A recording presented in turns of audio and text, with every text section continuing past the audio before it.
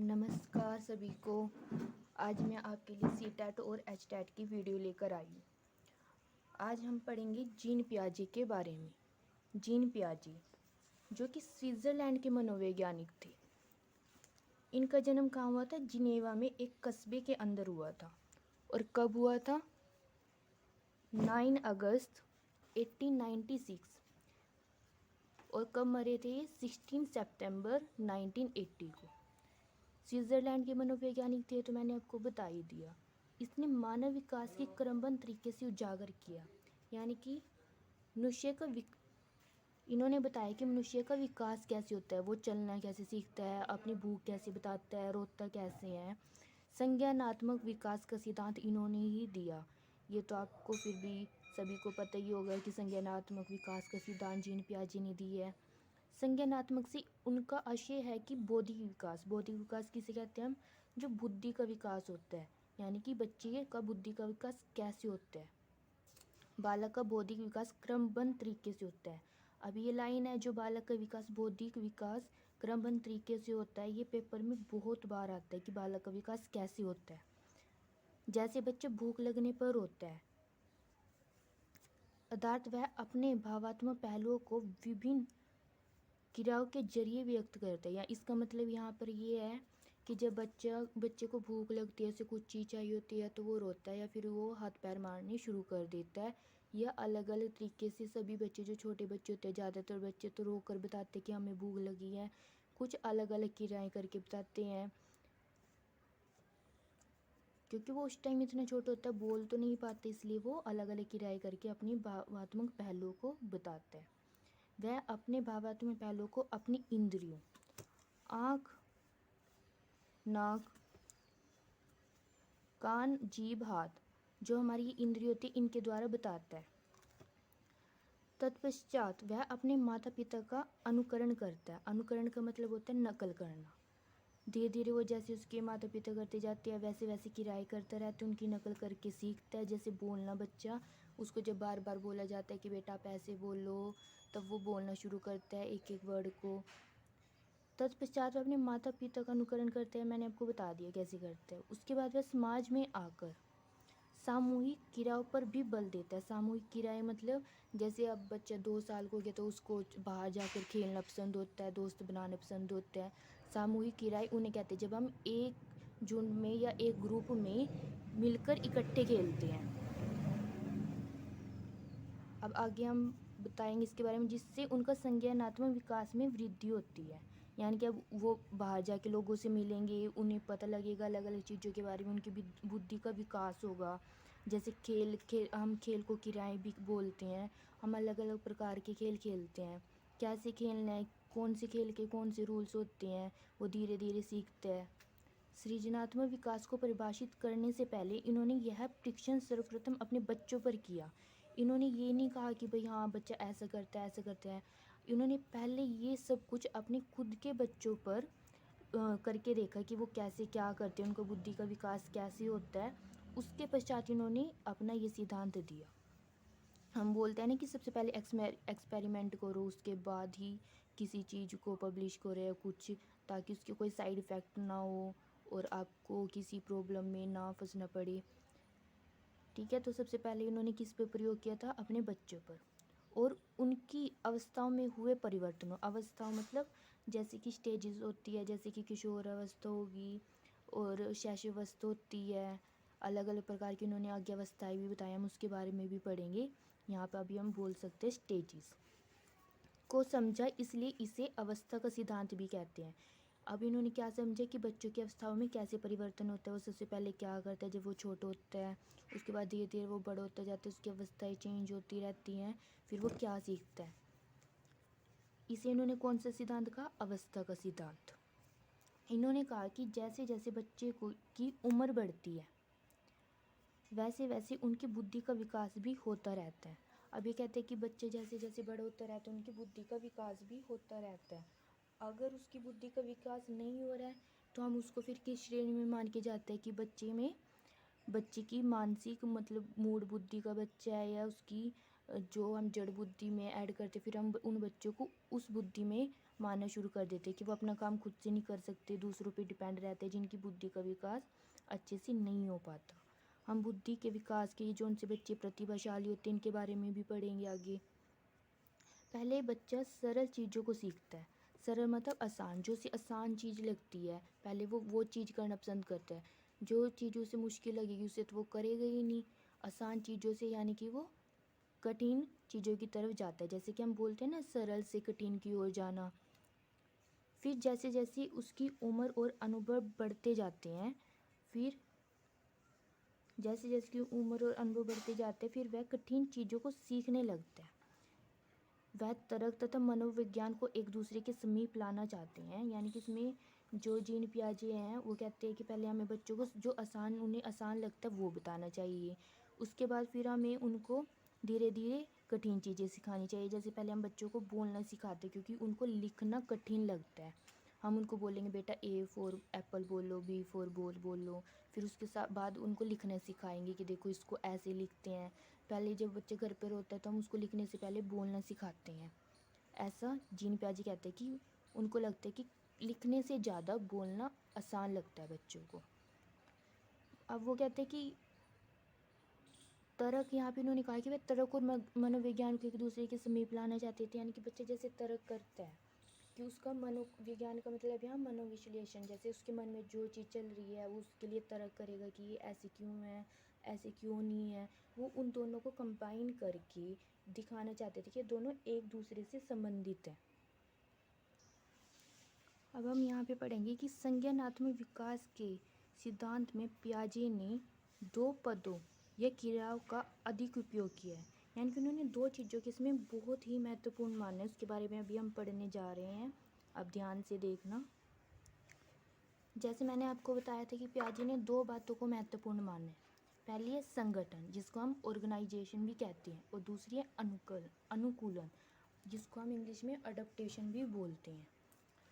संगठन के बारे में पढ़ेंगे। संगठन से तात्पर्य बुद्धि में विभिन्न क्रियाएं जैसे प्रत्यक्षीकरण, पहचानना, स्मृति, चिंतन एवं तर्क सभी संगठित होकर होती हैं। यह मतलब हम ऐसे ही बोल सकते हैं कि उनको हम धीरे धीरे बताते हैं कि बच्चों आपको ये चीज़ ऐसे करनी है, तो ये होती रहती है अकॉर्डिंग टू सिचुएशंस।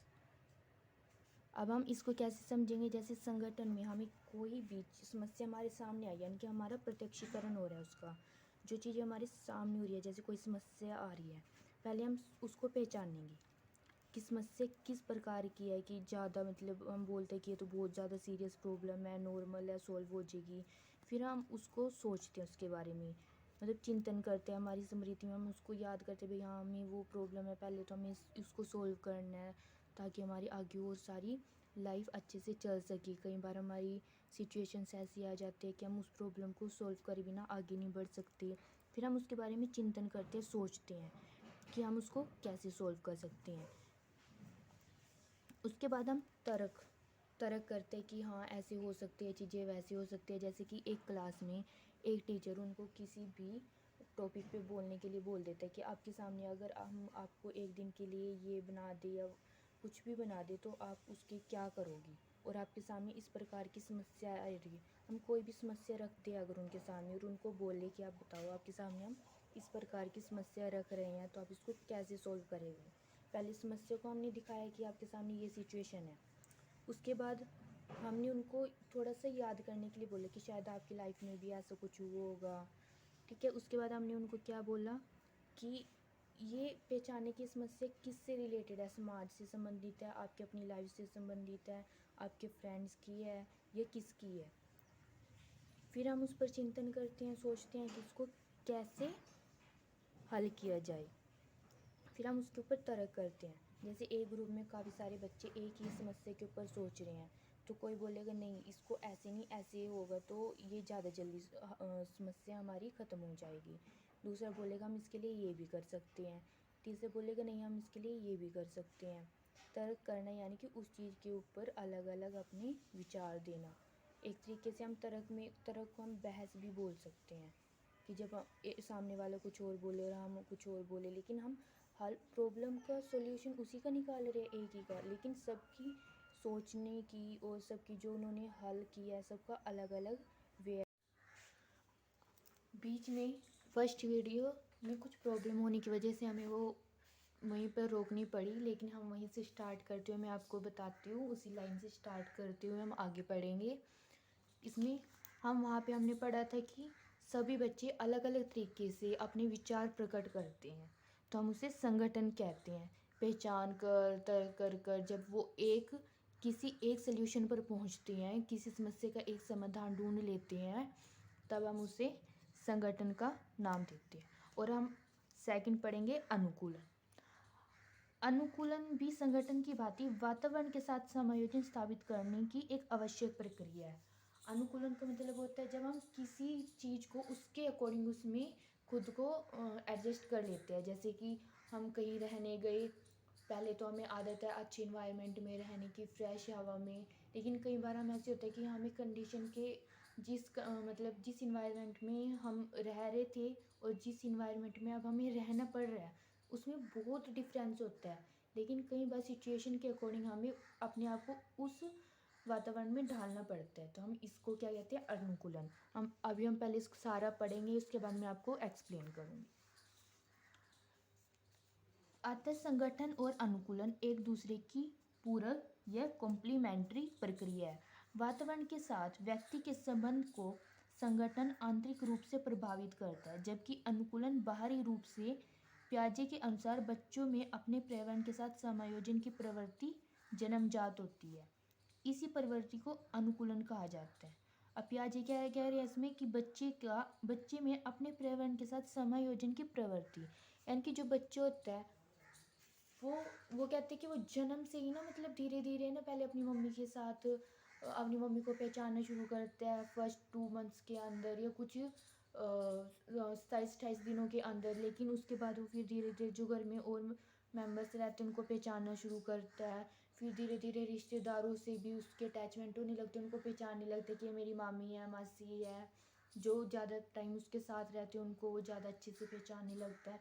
उनको कहते हैं कि उसमें स्टार्टिंग से ही, जन्म से ही पर्यावरण के साथ समायोजन करने की प्रवृत्ति पाई जाती है। समायोजन का मतलब तो आपको पता ही है कि हम उस चीज़ के अंदर इन्वॉल्व हो के उसके साथ घुल मिल रहे हैं, उसको भी अपनी लाइफ का एक पार्ट मानकर चल रहे हैं।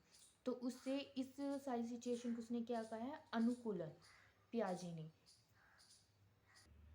जैसे मैंने आपको स्टार्टिंग में ही बताया था कि हम क्या करते हैं, हम किसी दूसरे वातावरण में जाते हैं, एक जिस वातावरण में हम रह रहे हैं उसको छोड़कर कहीं और जाते हैं, तो हमें खुद को उसके अकॉर्डिंग ढालना पड़ता है, यानी कि उसके अकॉर्डिंग खुद को वहाँ पे एडजस्ट करना पड़ता है। उसमें अपने व्यवहार में भी परिवर्तन करने पड़ते हैं।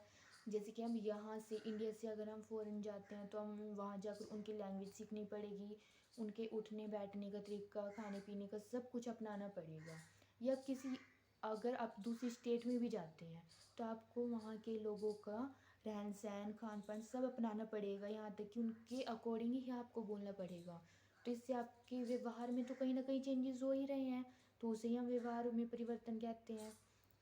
यानी कि अनुकूलन का मैं आपको सीधा सा मतलब ये बताती हूँ कि खुद को इन्वायरमेंट के अकॉर्डिंग एडजस्ट करना या अपने व्यवहार में परिवर्तन करना अनुकूलन कहलाता है।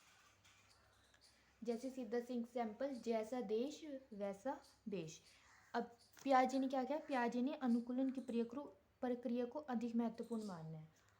इसे क्यों महत्वपूर्ण माना है कि अगर हम कहीं जा रहे हो और अगर हम वहाँ की सभ्यता को या वहाँ की इन्वायरमेंट को नहीं अपना रहे या वहाँ के लोगों को जो रहन सहन है, खान पान, उसमें एडजस्ट नहीं हो पा रहे, तो हमें वहाँ पर रहना, हमारे लिए वहाँ पर रहना इम्पॉसिबल हो जाएगा, हम वहाँ पर रह ही नहीं पाएंगे। इस वजह से इसको महत्वपूर्ण माना है कि जब तक हम खुद को उनके अकॉर्डिंग चेंज नहीं कर लेते, क्योंकि हमें वहाँ पर रहना है, इसलिए हमें खुद को तो चेंज करना पड़ेगा। अगर नहीं कर पाए तो नहीं रह पाएंगे। अब पियाजे कहते हैं कि अनुकूलन के अंतर्गत 2 प्रक्रियाएं सम्मिलित है, यानी कि इसमें उसने 2 प्रक्रियाओं को महत्वपूर्ण माना है अनुकूलन के अंदर। पहले उसकी अलग थी, 2 महत्वपूर्ण माने थे उसने प्रक्रियाएं, लेकिन अब उसने अनुकूलन के अंदर भी बोला है कि इसके अंदर भी 2 प्रक्रियाएं प्रक्रियाएं हैं और इसको हम पढ़ेंगे। फर्स्ट है हमारी आत्मसातकरण या समावेशीकरण, जिसको जिसका मतलब है यह एक ऐसी प्रक्रिया है जिसमें बालक समस्या समाधान के लिए पहले सीखी योजनाओं या मानसिक क्रियाओं का सहारा लेता है।